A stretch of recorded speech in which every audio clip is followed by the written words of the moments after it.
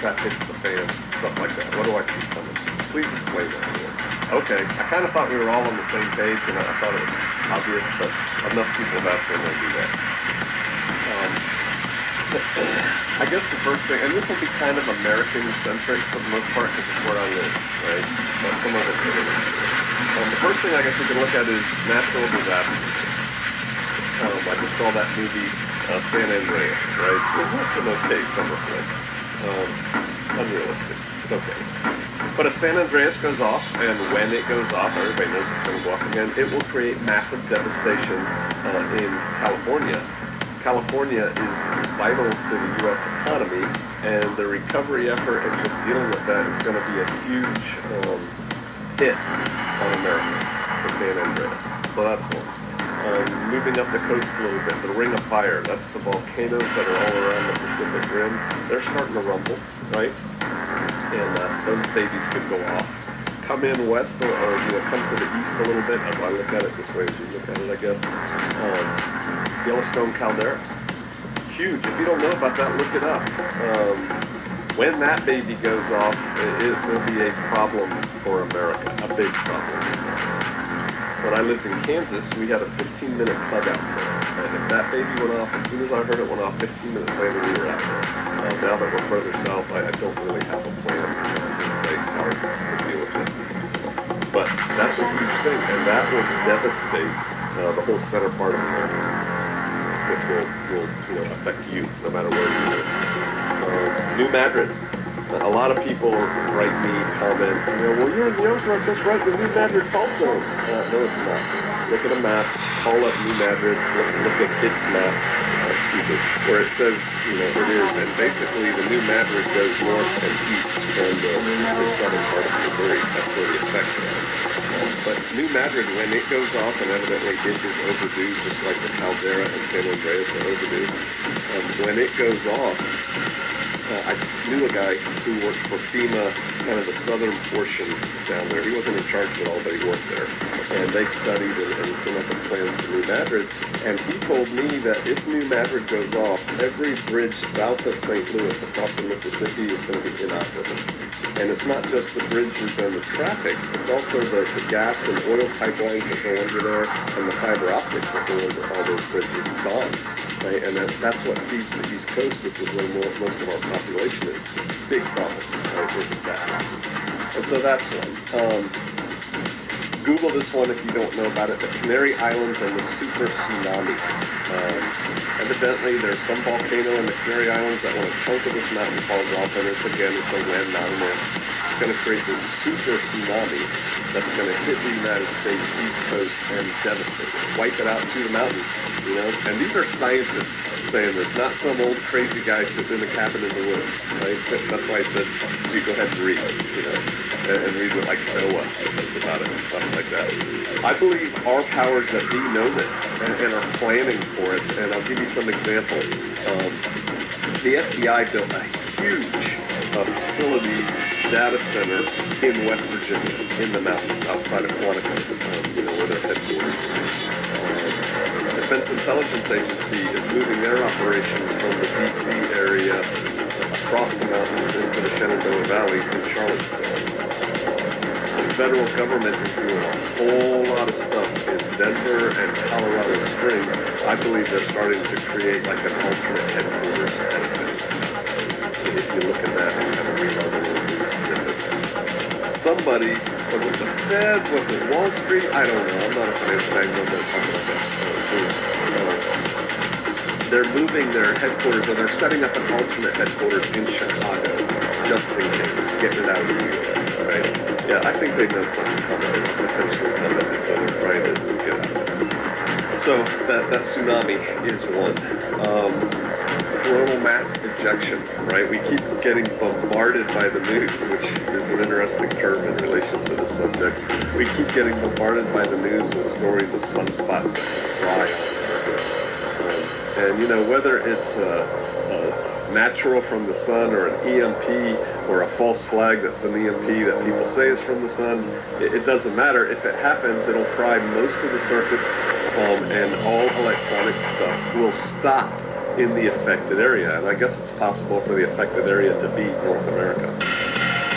But if that happens, bad things are going to happen. Not only will all the trucks quit moving, right? All the radios quit working. Most. And so food and water's not being delivered. Medicine won't be delivered. And there's a lot of people in this country who are on drugs. I don't mean illegal drugs. I mean on drugs that they need, right? And or that they think they need, mood-altering drugs. And when they don't get them, they're either going to get kinky or start getting real sick, depending on what kind of regimen. Example, diabetics. Man, if you're a diabetic and something like this happens, you're in trouble. Hey, doc. If you are the kind of diabetic that can change your diabetes through extreme exercise and diet, I highly recommend you do it. Get off of the, I don't know what it is, but type 2 diabetes or something like that. You guys who are diabetics, if you are, I encourage you to do what you need to do to get off that daily med that you need to take. But, there's that. I guess the next thing to look at is the economy, right? I'm not an economist.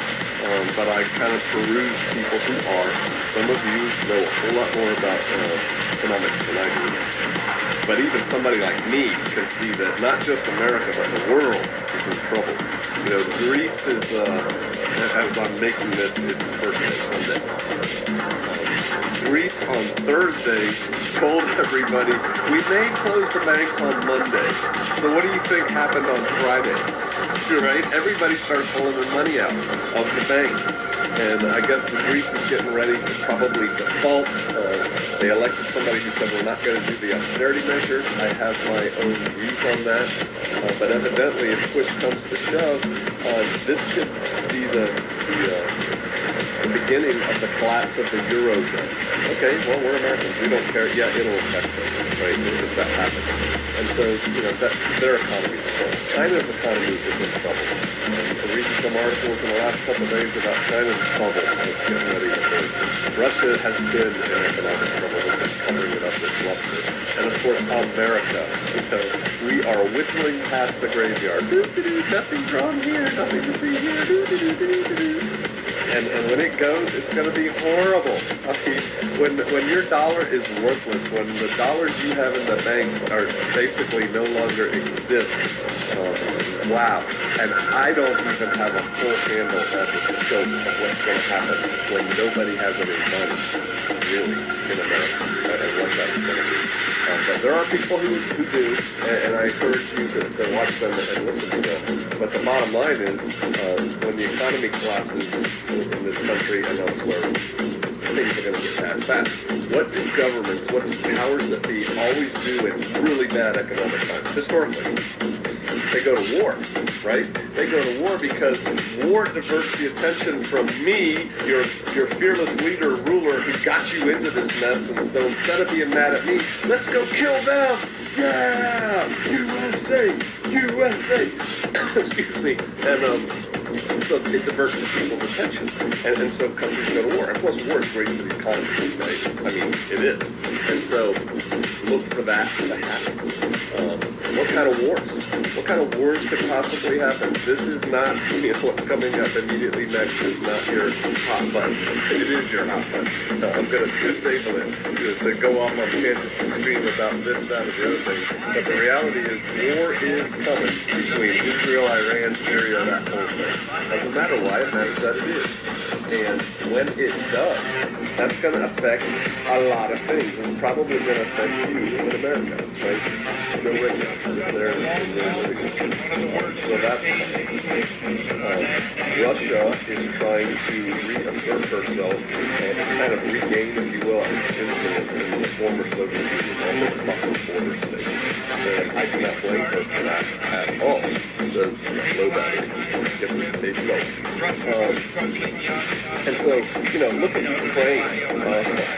If you read the news, we are putting forces in place in Ukraine. Russia's putting forces in place in Ukraine. There's a fight coming. And anytime there's a fight between the U.S. and Russia, or the U.S. and China, that's bad. That's what Russia is doing. Right? So keep an eye on that. China's asserting herself in the South China Sea. Her neighbors don't like it, and she's like pumping sand up from the ocean and making islands and then putting airfields on them. It's all about oil, right? It's all about oil, which is another whole video that's running out of battery. So China and the neighbors and people getting antsy out there.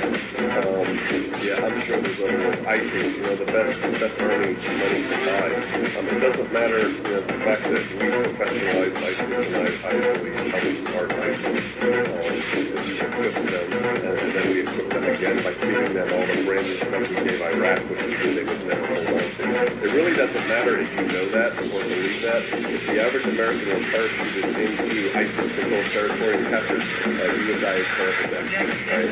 And so it is what it is. It doesn't really matter why, and that's kind of an important thing. Another thing, race war, right? Which is exacerbated, it's made worse by economic downturns. If you are a person who is upset about all the blacks killing whites, or all the whites killing blacks, or that kind of thing, that white might cop killed that black person. If you're that kind of person, or vice versa, look at that. I don't use words like that, but look at that black person who killed that white man, whatever. If you're a person who gets upset about that and comments on social media about that, understand this: you're being played. They've got a hook in you, and they know when they tug it, you react, right? And I'll probably do a video on that. But Jesus, Yeshua said, nation will fight against nation. And when he talked about that was ethnos against ethnos, that's race against race. Race war is coming to America, and it's being facilitated. When you look at the love Christ talks about for your fellow man, that's the counter to that. Love your fellow man. Does that mean that you won't, you fall into ISIS hands and loving them is going to work? No. At that point, you got to, do something else. But don't fall for the trap. Another video for another time. There's more stuff coming. There's plagues coming that we're creating and all that kind of stuff too. There's, agriculture industry is going to collapse, stuff like that could happen. But check this out. Basic preparedness covers a myriad of ills. If you are not in the immediate kill zone of any of these things, then you have taken care of basic preparedness: food, water, medicine, protection, a group, the ability to grow more food, produce more food, because you can only store so much food. If you have done that, that will help you weather all of this stuff that could possibly be coming down the pipe. That's number one. Number two, finally and most importantly, get right. Right? Yeshua, Jesus said, I am the way, the truth, and the life. No one comes unto the Father but by me. The Father has foreseen the ending from the beginning. He knows what's going to happen. This is all going down the path. It's already been foretold. I'm not worried. It doesn't matter. What's happening is what's going to happen.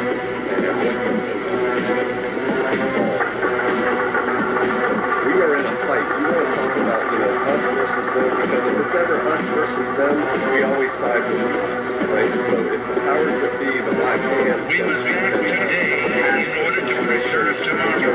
Us versus them, we're always going to choose us and fight against the other. And so if you want to talk about us versus them and the other, there's two sides of this coin. There's Yahweh, the Father, we are going to begin the Lord, to act. and you better think and the time is passing. And so find Jesus. This is not the religious channel. If you want more instruction on that, go to YouTube's channel, click on that. But yeah, get prepared. Stuff's coming. I may see you out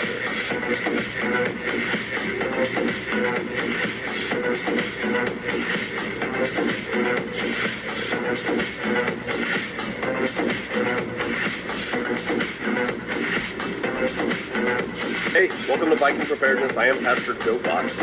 This video is for those of you who are just waking up to the concept that, wow, I am unprepared and I need to get prepared because stuff's fixing to happen.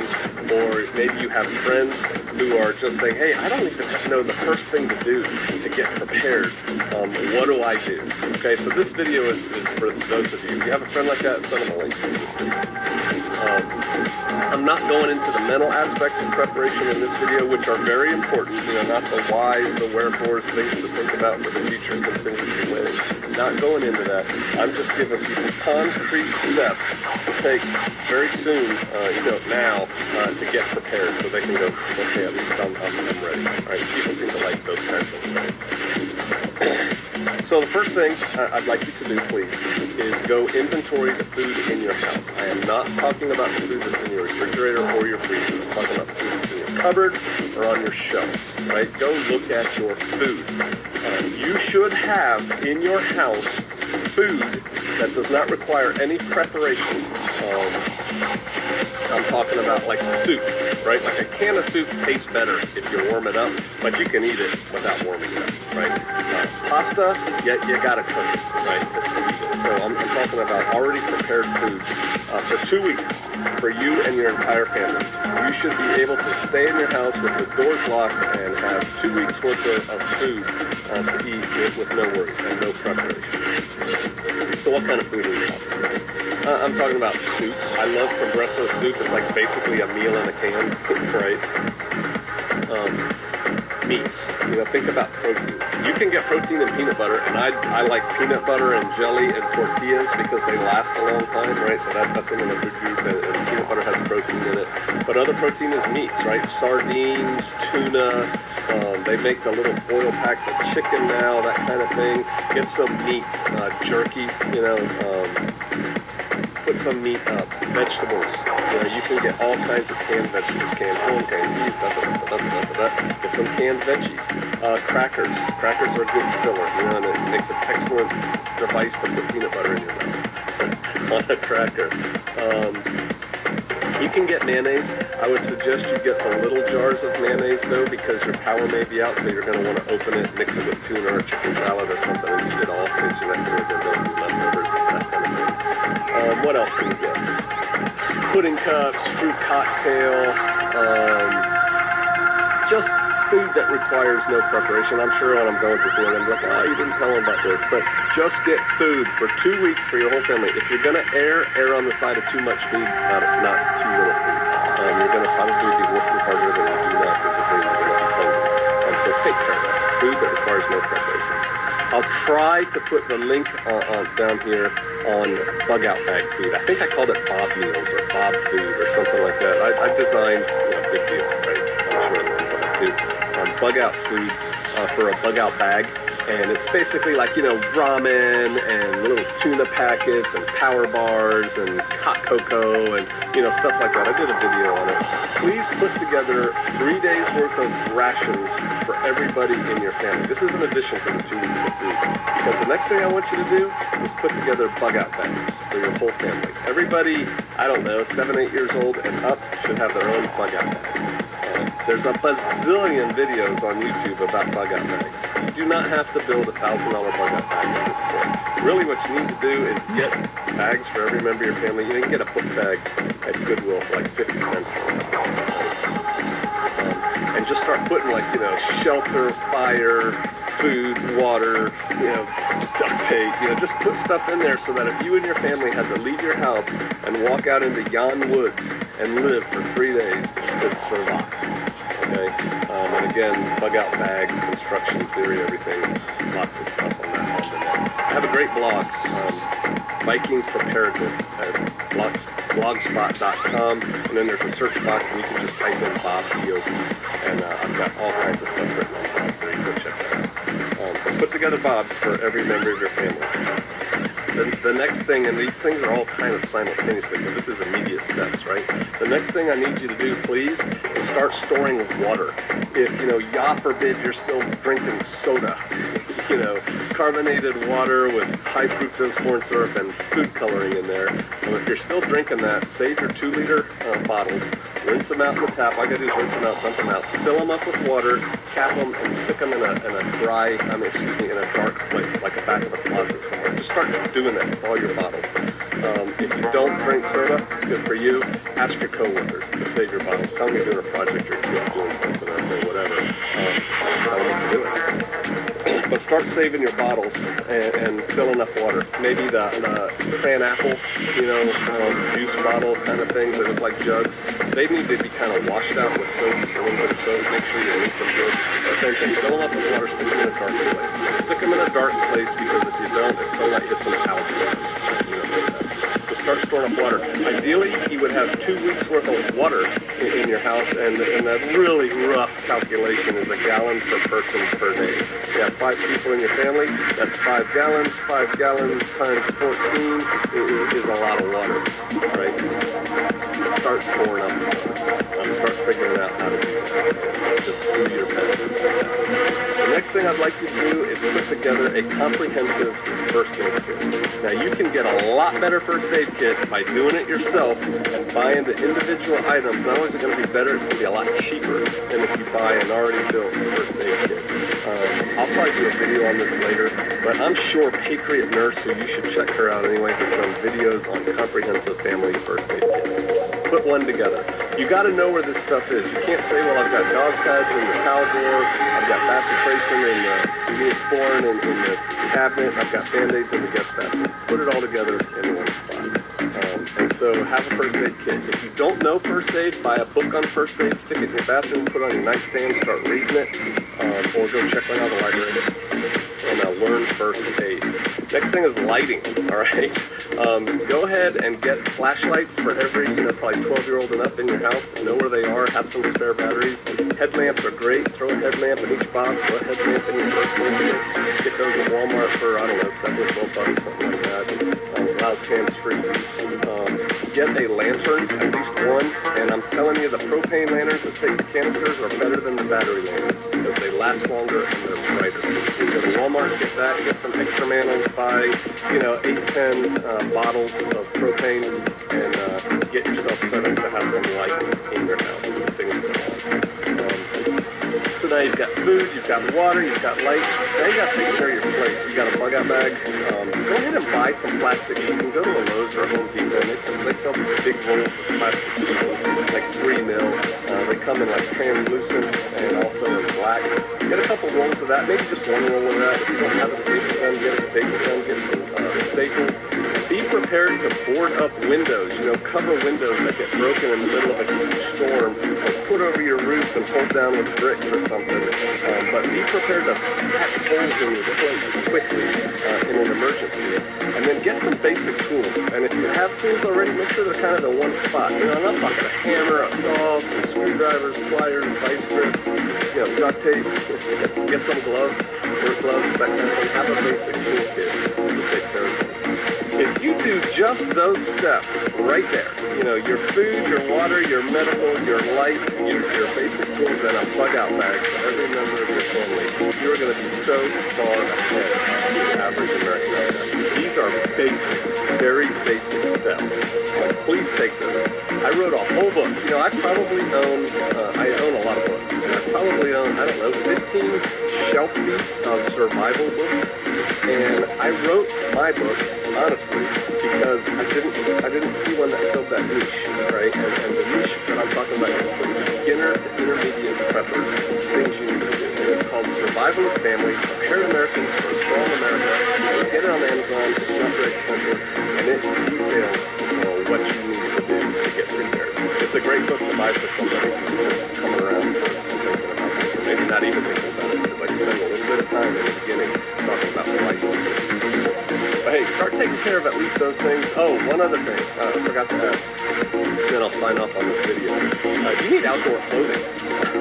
Some of you out there, let me just think of, like some women, right? They've got those little slipper shoes, flats, and that's really the only kind of shoes they own. This is unacceptable when you're going to be working and living and walking outside.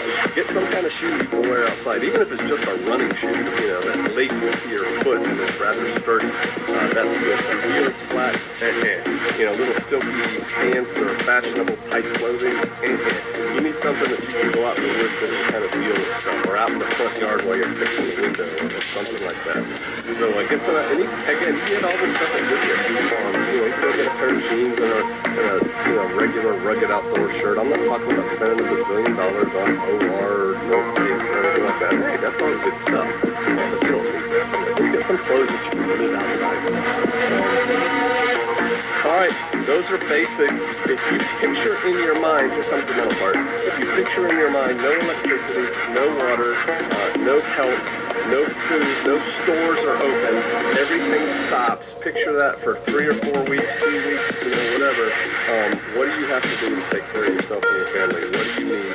Start thinking along those lines. All right. Hey, I hope that was helpful. I know for most of you it's very, very basic. Take those steps and you'll be all right. All right.